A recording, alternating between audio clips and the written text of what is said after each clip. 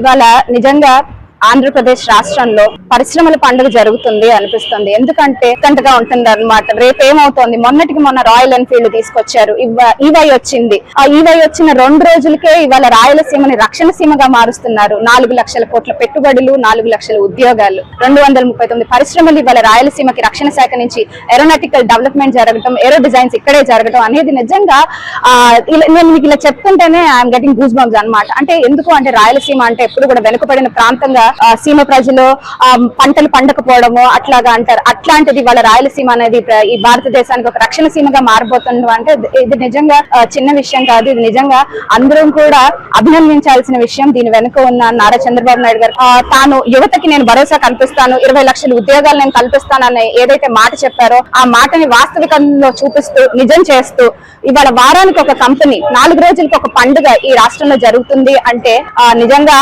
మనందరం కూడా గర్వించదగ్గ విషయం అని నేను అనుకుంటున్నాను. వైసీపీ నాయకులు గాని, వైసీపీ అధినాయకుడు గాని మాటలు మాట్లాడుతుంటే మా అందరికీ కూడా అంటే ఆయనకి ఏమన్నా ఈ రాష్ట్రంలో అభివృద్ధి జరిగితే చూడడం నచ్చట్లేదు. క్రెడిట్ చోరీ అన్నారు. అసలు క్రెడిట్ నువ్వేం క్రెడిట్ చేసావని క్రెడిట్ చోరీ చేయాలి? సరే, ఈ కంపెనీస్ అన్ని నువ్వే తెచ్చావు అనుకుందాం.